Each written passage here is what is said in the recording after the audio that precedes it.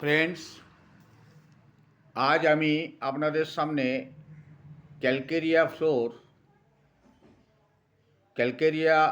ফ্লুরিকা এই ঔষধটি সম্বন্ধে আমি ব্যবহারিক লক্ষণ সম্বন্ধে কিছু সংক্ষিপ্ত বক্তব্য বলছি। এই ক্যালকেরিয়া ফ্লুরিকা ঔষধটি একটি শীতকাতর ঔষধ।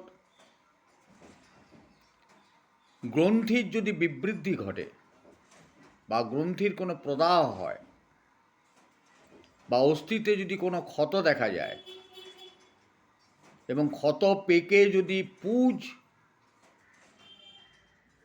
যুক্ত হয়ে ওঠে, অর্শ থেকে যদি রক্তপাত হয়, মুখ দিয়ে যদি রক্ত হয় উঠে, চক্ষুর প্রাথমিক অবস্থায় যদি ছানি রোগ দেখা দেয়, নাকে দুর্গন্ধ হয়, উপদংশ, মস্তিষ্ক, স্তন এবং জরায়ুর মধ্যে যদি টিউমার দেখা যায়, তাহলে এই ঔষধটি প্রয়োগ করে অত্যন্ত সুফল পাওয়া যায়। এই ওষুধটির বিশেষত্ব গরমে উপশম হয়, নড়াচড়ায় উপশম হয়, বিশ্রামে বা স্থিরভাবে থাকলে এর বৃদ্ধি ঘটে। সুতরাং অস্থি বা অস্থি আবরক বা গ্ল্যান্ড সমূহের উপর এর আশ্চর্য কার্যকারিতা দেখা যায়। অস্থির উপরে রসক্ষরণ হয়ে জমাট বেঁধে যদি গুটিকা আকার শক্ত হয়,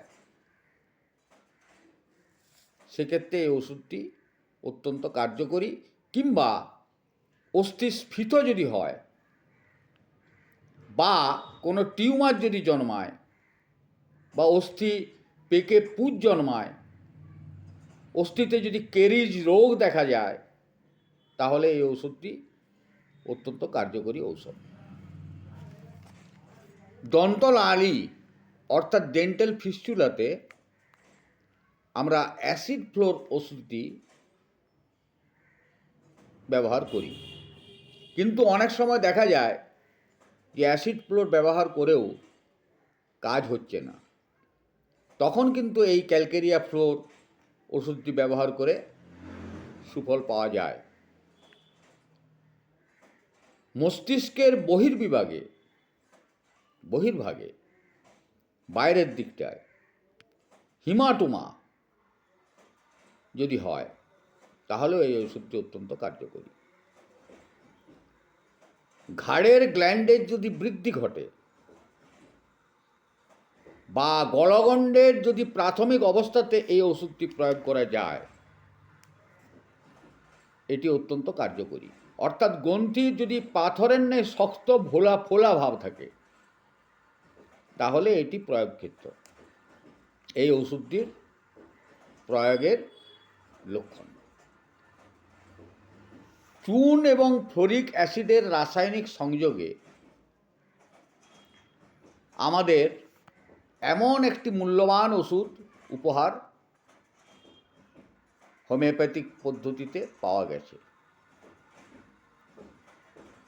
যার প্রকৃতি এবং লক্ষণ নতুন।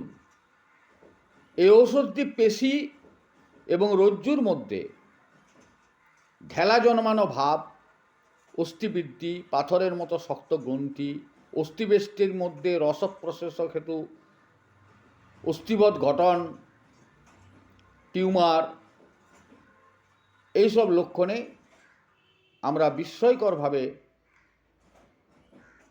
আরোগ্য করতে পেরেছি। ডাক্তার কেন্ট তার রোগীলিপিতে বলেছেন কোনো একজন ব্যক্তির হাঁটুর পেছনের গর্তের ন্যায় একটা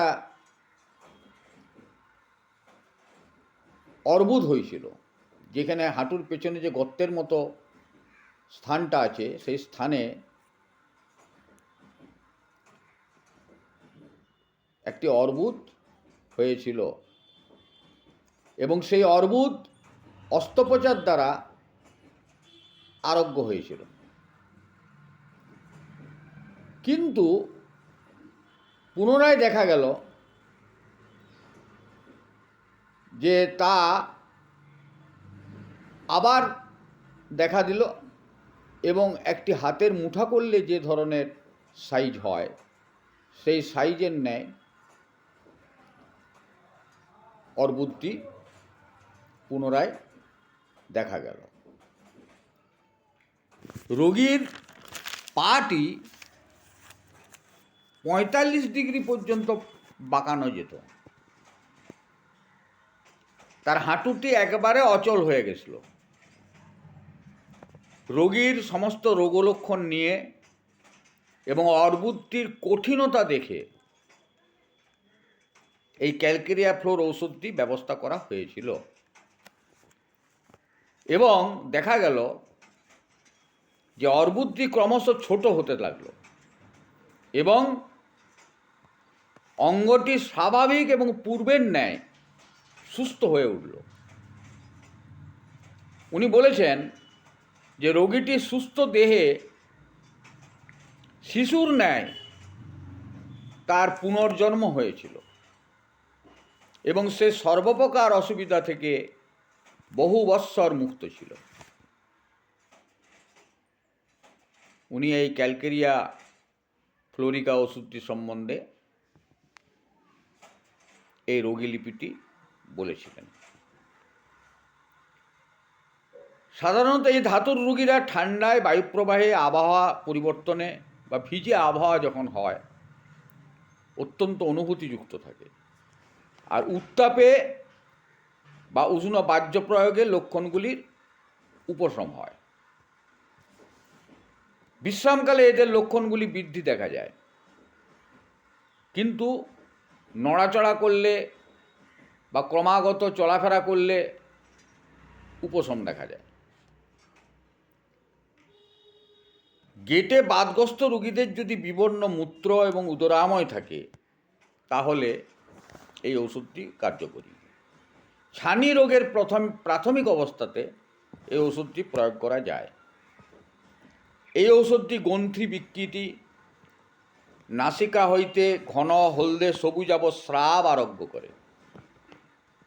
দীর্ঘকাল স্থায়ী দুর্গন্ধ সর্দিতেও এটা কার্যকরী। গলার ব্যথা, গলায় ক্ষত, দানাময়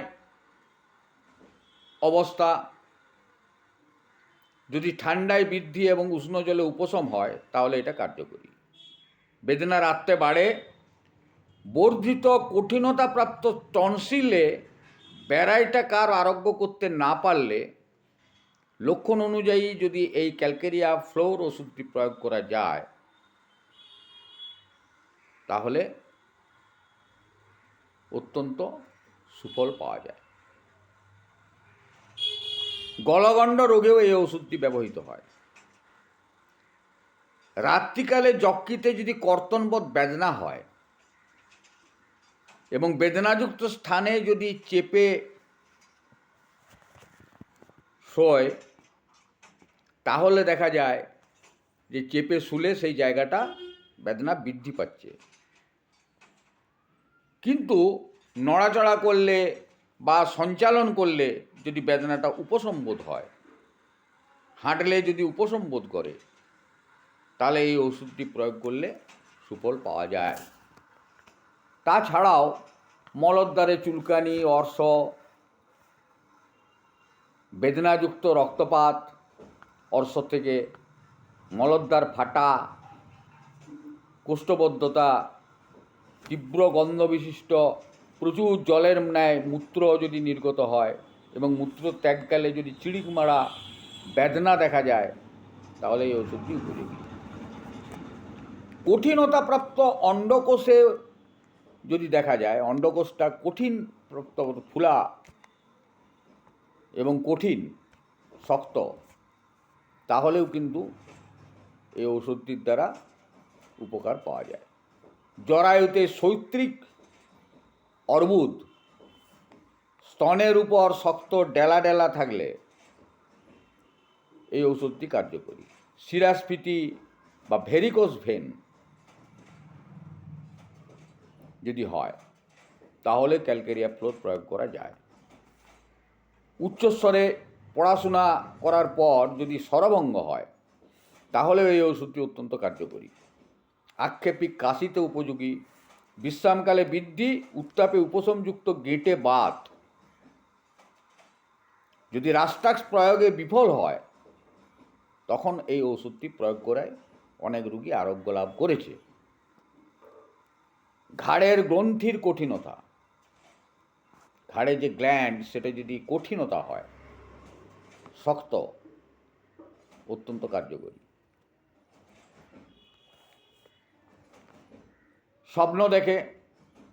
স্বপ্ন দেখে বিছানা থেকে লাফিয়ে উঠে,